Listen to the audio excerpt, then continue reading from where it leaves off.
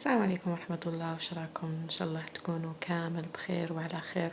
اليوم إن شاء الله جبنا حاجة يعني حارة، سورتو عشاق الحار راح يبردوا قلبهم فيها.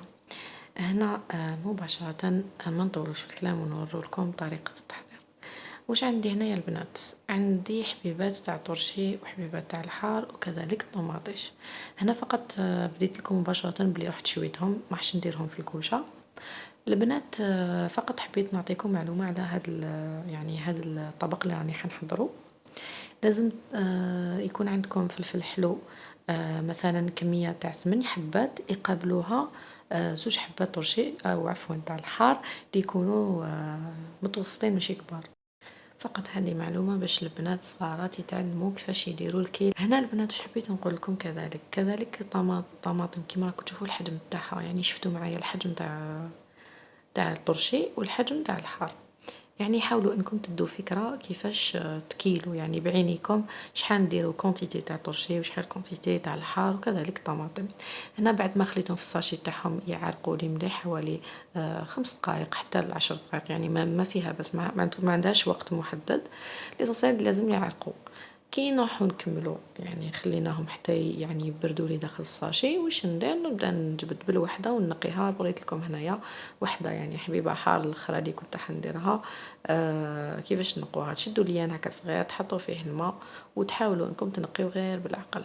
البنات حاولوا انكم الطرشي ما تشللوهش في الماء في العين. البنه تاع الشوا قاع هذاك يكون كيما نقولوا كي ما يقيسوش الماء يقعد فيه الريحه تاع كي كان يتشوى، يعني تقعد فيها احسن من انكم تشلوه كاريمون تحت العين.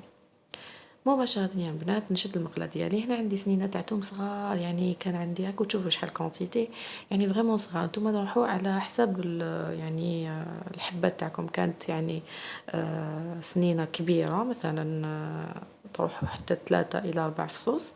هنا البنات انا ما رحتش قطعتهم ولا سكرفتهم لانهم اصلا كانوا بزاف صغار.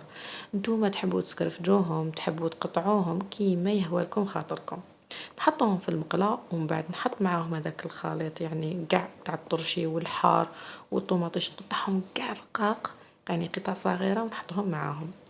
هنا البنات في هذه الوصفة راح نحتاج كسرة، لكن الكسرة هذه تاع نهار اليوم يعيطوا لها الكسرة اليابسة. كاين بزاف يعني ناس يقولوا لها الكسرة اليابسة، على بالي بلي كاين مناطق أخرى الكسرة اليابسة هي نفسها الكسرة العادية يعني، لكن هذه اللي ما فيهاش الخميرة. نفس الفكرة يعني اللي طبقتها معكم الخطرة اللي فاتت في الكسرة. يعني 3 كيلات تاع السميد متوسط قابلها كيلة تاع الفارينة ولا كيلة ماشي معمرة تاع الفارينة مع ربع كيلة تاع الزيت. انا البنات هاد الوصفة يعني لا حبذا لو انكم ديروا زيت زيتون لانه تجي قوة في المذاق، صدقوني ولا اروع. بزاف بنينه. ديري لها انا كان عندي شويه زيت زيتون وخلط له كميه قليله تاع الزيت فقط. كاين في العائله افراد ما يحبوش فريمون الريحه تاع زيت زيتون تبان في الكسره، مي سينو تجي بزاف بنينه. ونروحو نبسوها كيما راكم تشاهدوا. هنا خدات لي من الماء حوالي كيلو وشويه، يعني كيلو ونص هكاك، على حسب نوعيه السميد يا البنات. يعني تختلف، راكم تعرفوا الفرينه كيف تاني تشرب، كل يعني سميد وفرينه ونوعيتها. فوالا نقعد نلم فيها. هنا شوفوا راهي مسرعه، هي تجيكم يابسه هنايا لكن ما فيها بس. لو فات نلمها شويه نزيد لها بالماء. فوالا كيما راكم تشاهدوا اسونسيال تجيني طريه في يدي، لاني يا البنات كي نخليها تريح يا لو كان دقيقه تشوفوها شربت كاريمون هذاك الماء وتعاود تشد روحها يعني تيبس كتر. دونك مليح طريوها في يديكم، يعني كي تلموها لموها نورمال.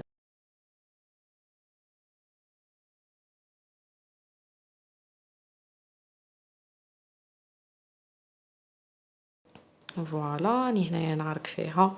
شوفوا البنات هاد الكسرة لازم ديروها يعني بدون خميرة. يعني هاد الكسرة ما تجيش فيها الخميرة لاني راح نديرها داخل هذاك الميلونج اللي كنت حضرته معكم. هاي ليكم نعركها شويه هكذا يعني نعطيها شويه دبازي. هنا البنات هاد الكيل يخرج لكم 3 قرصات. يعني كون شتو الغامكان هذاك اللي استعملته 3 قرصات يعني لبس بهم. وشنو علاش يا البنات يخرج لكم يعني 3 قرصات بهذاك الكيل؟ لانه يا البنات الكسره راح نديرها فريمون رقيقه. يعني تجي فريمون رقيقة. كيقول لكم رقيقة ما تروحوش ديروا هاك شغل المحاجب، رقيقة يعني بارابول الكسرة راني نعرفوها العادية. دوك نوري لكم الحجم تاعها مباشرة. يا البنات هنا واش عندي في هذاك يعني رحت شديت المقله ديالي، حطيت هذوك كيما فهمتكم مع الاول، يعني قطعتهم كامل. البنات يعني هاد الوصفه ما تجيش فيها الزيت، ديروا فيها شويه زيت زيتون. يعني البنات الا كان ماشي متوفر عندكم زيت زيتون ديروا الزيت عادي، لكن الوصفه في حد ذاتها لازم لها زيت زيتون مع الاخر. يعني مكاش كيفاش ديريها غير في الزيت، يعني تقليها المقادير في الزيت وتخليهم يتنكهوا مع بعض. نو، لازم لها زيت زيتون ومن بعد.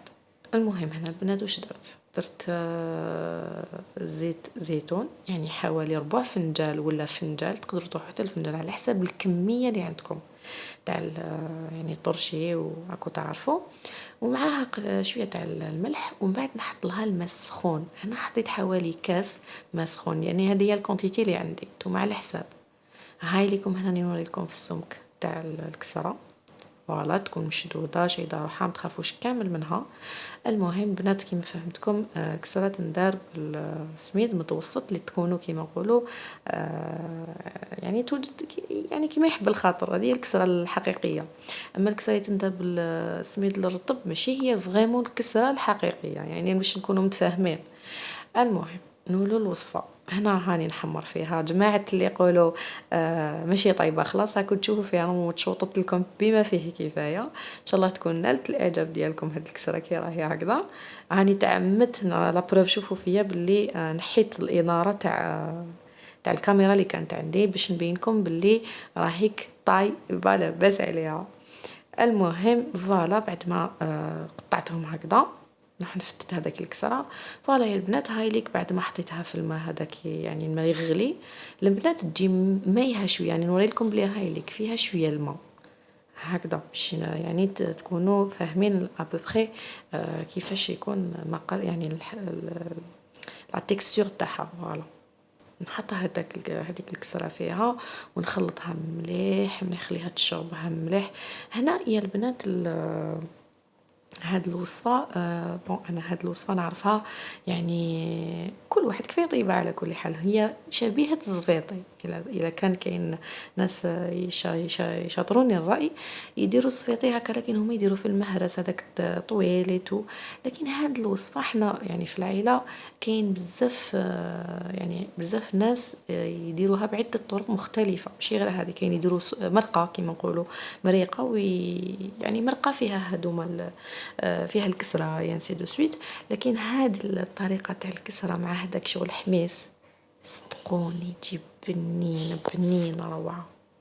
نوضح نقطة، الكسرة اللي درتها ما درتش كامل كسرة في هاد الكونتيتي، يا ربي خدات لي هذيك كسرة وشوية. دونك درت كونتيتي يعني من جهة كنت حندير شوية كسرة للدار، يعني كنت عارفة. كنقطة أخيرة يا البنات، الميلانج هذا كي تجو تقدموه ربما ينشف لكم ايتو، دايما لازم ديروا ماء سخون يكون يغلي، تروحوا تعاودوا كيما نقولوا تبللوا هذا الميلانج. فهمتوني؟ يعني الوصفه في حد ذاتها جايه هكذا. هنايا البنات بيان سور نديروا لها زيت زيتون من الفوق ونقدموها مع البينه. الله الله صدقوني يا البنات روعه روعه في المذاق. محبي الحار راح يتمتعوا فيها، سورتو البنات تعلموا كيفاش كيما نقول لكم تشروا نوعيه تاع الحار تكون مليحه. يعني عباكم كاين حار كيما نقولوا حار ما عندوش بنه. المهم ان شاء الله الوصفه تاع اليوم تكون نالت الاعجاب ديالكم. صدقوني يا البنات جربوها والله ما راح تندموا، بزاف بنينه. المهم بقى لي غير نقول لكم في نهايه هذا الفيديو تهلاو في رواحكم، تنساوش تشتركوا في القناه، تفعلوا الجرس، تخلونا اراكم في التعليقات، دعموني بلي لايك والسلام.